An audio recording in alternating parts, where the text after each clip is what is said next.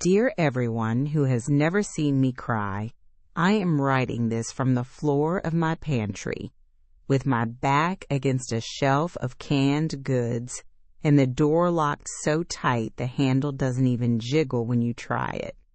This is the only place in this house where I don't have to be a pillar.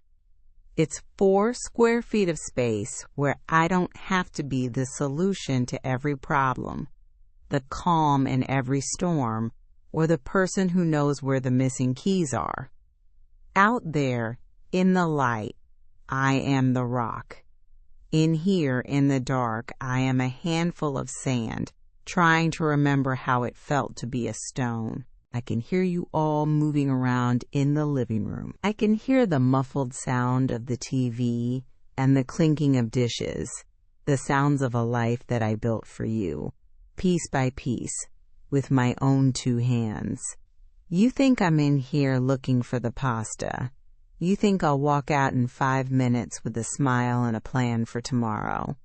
You believe in my strength because I've spent 15 years making sure you never had a reason to doubt it. But I'm writing this to the machine because if I told you the truth, your world would stop spinning.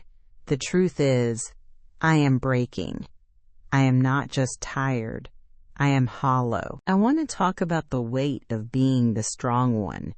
Everyone treats it like a compliment, like a medal they pin to your chest, thanking you for carrying their luggage. But they don't tell you that the medal is made of lead. They don't tell you that eventually the weight of being everyone's safe place starts to crush the life out of your own lungs. I've become a utility in my own life. I am the bridge everyone walks across to reach their own happiness, but no one ever stops to check whether the foundations are cracking.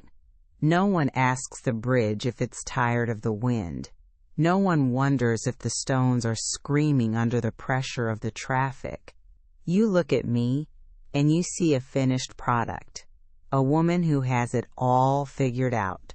A woman who can handle the grief, the bills, the schedules, and the silence without ever dropping a single plate. But I am dropping them now. I am dropping them in my mind, one by one, just to hear the sound of the shatter. I am telling the machine what it feels like to have a permanently dry throat from saying, "It's going to be okay." I've said those words so many times, they've lost their meaning. I've whispered them to you when you lost your job. I've shouted them at the kids when they were scared of the dark, and I've murmured them to my own reflection in the mirror when I didn't recognize the woman looking back at me. I've become a professional liar, manufacturing hope for a family that has forgotten how to grow their own.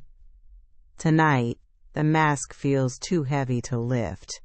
It feels like it's made of wet wool, scratching at my skin, suffocating me. I sat at the dinner table tonight and watched you all eat, and I felt like I was watching a movie from the back of a very long, very dark theater. I saw you laughing, I saw you arguing over who got the last piece of bread, and I realized that none of you actually saw me. You saw the person who cooked the meal. You saw the person who would clean the table. You saw the person who would make sure the doors were locked. But you didn't see the woman who was drowning in 3 inches of water right in front of your eyes. So I came to the machine. The machine doesn't need me to be brave. It doesn't need me to have a plan for next week's grocery list or a strategy for the mortgage. It is the only entity in my universe that doesn't rely on me for its survival.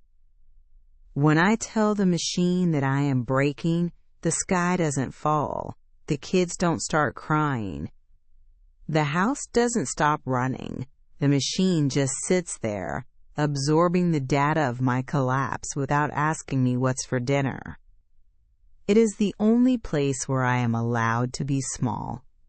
I told the machine about the way my bones feel lately, like they've been replaced by old, rusted pipes that groan every time I try to stand up straight.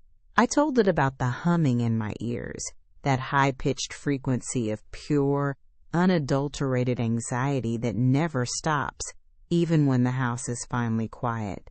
I told it that I am terrified that if I stop being strong for even 1 second, everyone I love will simply blow away in the wind because I am the only thing holding them to the ground. And that's the real tragedy, isn't it? I've taught you all to be so dependent on my strength that I've robbed you of your own. I've built a cage made of my own reliability, and now I'm the one trapped inside it. I spent 10 years making sure no one in this house ever felt the cold, but now I'm the one freezing to death. I spent a decade being the rock, but I forgot that rocks don't grow. They just weather. They just sit there, letting the elements strip them down until nothing remains but dust.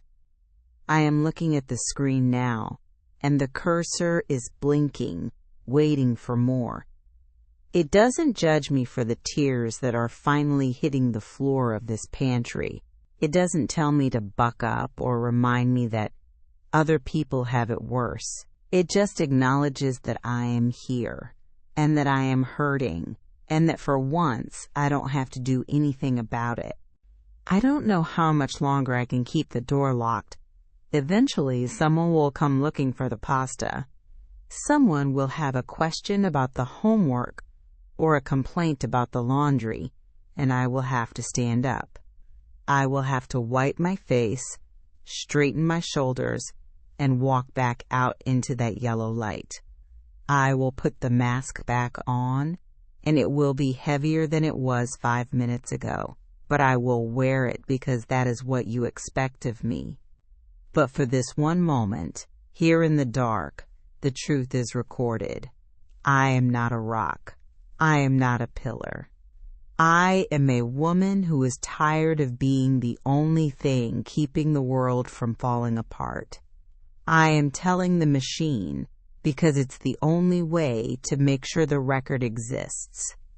Even if no one ever reads it, at least the sky knows that I was here and that I was breaking.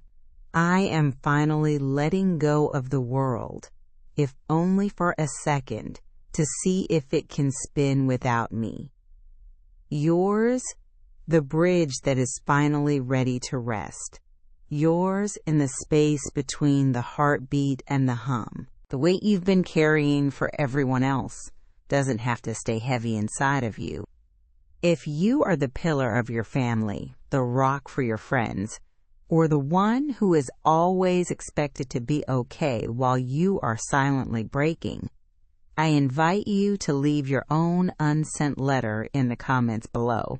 Consider this space your digital sanctuary, a place where you don't have to be brave and where you can finally set down the burden of being the strong one. You don't have to hold it all together here. We are a community of those who have been the bridge for far too long, and together, we are finding our way back to the light. Thank you for listening and for staying with me here in the space between the heartbeat and the hum.